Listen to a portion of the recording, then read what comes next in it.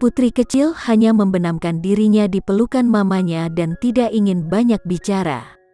"Mama, aku harus tumbuh dewasa secepat mungkin. Aku ingin menjadi lebih tinggi dalam beberapa hari."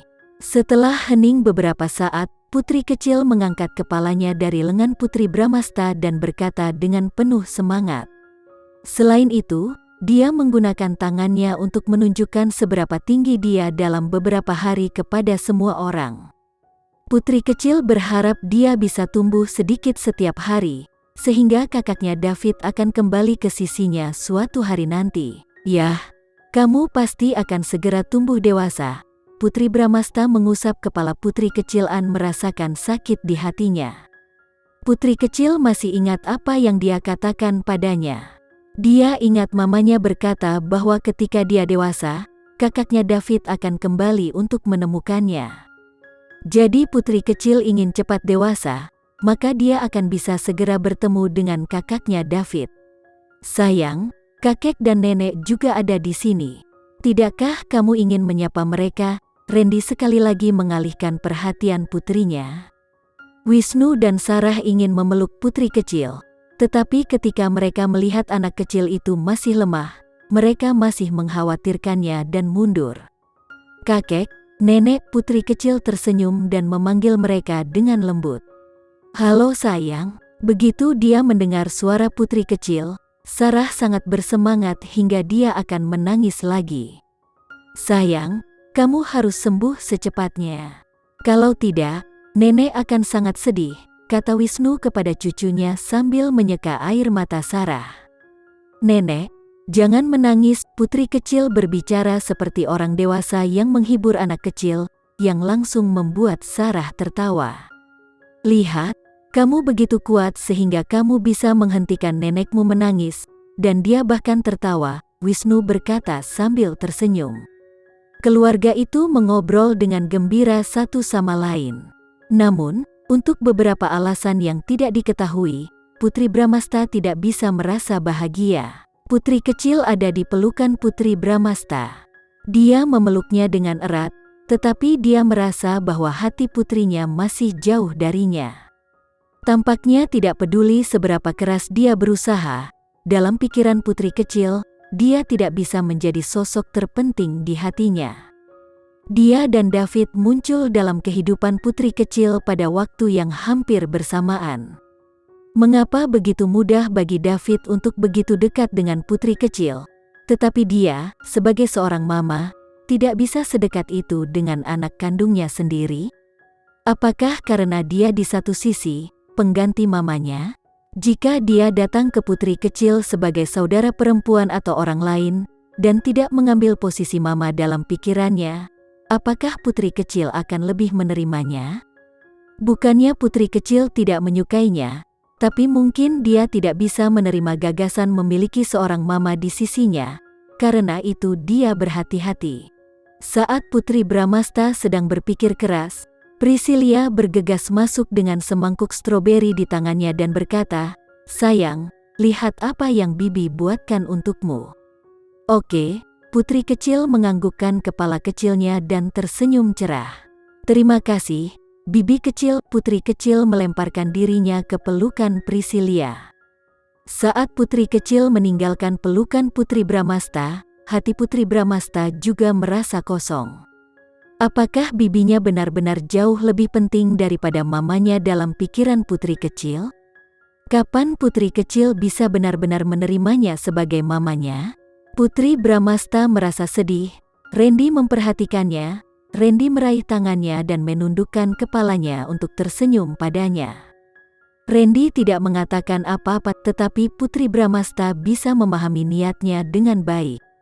Dia ingin memberitahunya bahwa mereka akan bekerja sama untuk melepaskan ikatan putri kecil di hatinya. Wah, tepat saat mereka saling memandang dengan penuh kasih, putri kecil muntah. "Sayang, ada apa?" Priscilia bertanya dengan cemas. Putri Bramasta melepaskan tangan Randy dan bergegas ke sisi putri kecil. "Sayang, apa yang terjadi? Sayang, ada apa?" Semua orang bergegas ke sisinya karena mereka sangat gugup. Putri kecil mengalami demam tinggi selama beberapa hari, dan dia menghabiskan beberapa hari terakhir dengan selang dan infus. Dia tidak makan selama beberapa hari, jadi perutnya tidak akan bereaksi dengan baik terhadap makanan padat. Seluruh keluarga berjemur dalam sukacita dan telah melupakan hal itu. Saat ini, Randy adalah yang pertama berbicara. Dia berkata, demamnya baru saja mereda, dan dokter mengatakan bahwa dia harus makan makanan ringan, seperti sup atau bubur. Segera setelah itu, semua orang sibuk menyiapkan bubur untuk putri kecil. Putri kecil baru saja muntah, wajahnya menjadi pucat dan dia berbaring di tempat tidur dengan lemah. Dia tidak ingin makan apapun. Dia bereaksi sangat dingin kepada semua orang yang mencoba berbicara. Putri Bramasta menyentuh kepalanya dan bertanya dengan lembut, "Sayang, apa yang ingin kamu makan?" "Tidak, aku akan muntah lagi seperti yang dia lakukan sebelumnya." Putri Bramasta tersenyum lembut dan berkata, "Sayang, kamu masih belum pulih, jadi kamu tidak bisa makan stroberi untuk saat ini. Ayo makan bubur untuk membuatmu lebih kuat.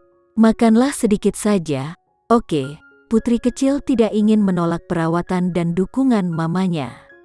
Putri kecil membuka mulutnya dan menggigit kecil.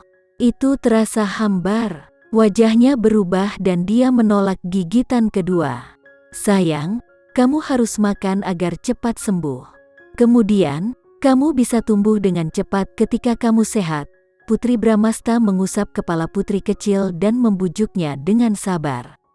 "Aku ingin memakannya." Tiba-tiba, putri kecil bersemangat tentang menjadi lebih baik dan tumbuh dengan cepat.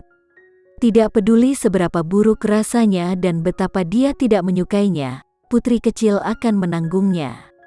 Dia bisa melihat kakaknya David ketika dia dewasa. Untuk melihatnya lebih cepat, dia harus mencoba yang terbaik untuk tumbuh dengan cepat. Ketika Putri Bramasta mengambil bubur dan memberinya makan, dia membuka mulutnya dan mengambil seteguk besar. Putri kecil dengan cepat menelan bubur itu, lalu membuka mulutnya lagi. Sepertinya dia benar-benar bisa tumbuh dengan cepat seperti ini. Jika kakaknya David dapat melihat bahwa dia bekerja sangat keras untuk tumbuh dewasa dengan cepat sehingga mereka dapat bersatu kembali, maka dia tidak akan pergi dengan mudah atau tergesa-gesa, dan dia akan mengucapkan selamat tinggal yang pantas padanya. Dia pasti ingin mengucapkan selamat tinggal yang layak padanya. Namun, dia tidak tahan melihat atau mendengar dari putri kecil lagi. Melihat matanya yang besar dan cerah, dia tidak akan bisa meninggalkannya. "Sayang, makanlah perlahan. Tidak baik makan terlalu cepat." Putri Bramasta merasa kasihan pada putrinya, tetapi dia tidak tahu bagaimana lagi membantunya. "Ma, aku masih ingin makan lebih banyak." Setelah makan semangkuk itu, dia masih ingin makan lebih banyak sehingga dia bisa tumbuh lebih cepat. Putri Bramasta tersenyum dan menyentuh perut kecilnya. "Sayang, kamu harus makan dalam jumlah yang tepat. Jika kamu sudah makan terlalu banyak, kamu akan sakit lagi. Dengan begitu, kamu tidak akan bisa tumbuh dewasa secepat mungkin." Putri kecil tidak mengerti alasan dibalik tumbuh dewasa. Tumbuh dewasa sangat sulit. Jika bukan karena kakaknya, dia tidak akan peduli tentang tumbuh dewasa. Setelah 2 hari istirahat yang layak, putri kecil mulai jauh lebih baik. Anggota keluarga Sanjaya sudah lama tidak beristirahat dengan baik. Malam ini, mereka makan malam lebih awal dan bersiap tidur lebih awal juga. Setelah Randy menghabiskan waktu bersama putri kecilnya, dia kembali ke ruang kerja dan mulai bekerja. Baru-baru ini, dia telah membuang terlalu banyak waktu, dan ada banyak proyek yang tertunda di tangannya. Jika dia menundanya lagi, beban kerjanya akan meningkat lagi. Putri Bramasta tinggal di sisi putri kecil dan tidak pergi kemanapun. Dia memantau kondisinya secara menyeluruh, khawatir dia akan sakit lagi. Putri Bramasta duduk di sisi putri kecil selama hampir 1 jam, dan dia hanya bisa menenangkan pikirannya yang tegang setelah putri kecil tertidur. Kemudian, dia bangun dan pergi ke ruang kerja Randy. Dia ingin berbicara dengannya tentang sesuatu. Randy memperhatikannya di dekat pintu dan mengesampingkan pekerjaannya. Randy menepuk pangkuannya dan berkata, "Kemarilah." Putri Bramasta melakukan apa yang dia katakan. Dia duduk di pangkuannya, mengangkat kepalanya sedikit dan menatapnya. Sekian dulu ya video kali ini, kita lanjutkan lagi videonya di lain waktu. Oh iya, bagaimana menurut kalian? Semoga bisa sedikit menghibur kalian semua. Untuk teman-teman yang baru nonton, jangan lupa subscribe ya, hehehe. Dan kalau teman-teman ada yang ingin gabung langganan, bisa langsung gabung saja untuk dapat fitur yang menarik dan sedikit membantu Mimin. Terima kasih banyak sudah menonton, sampai jumpa lagi, bye.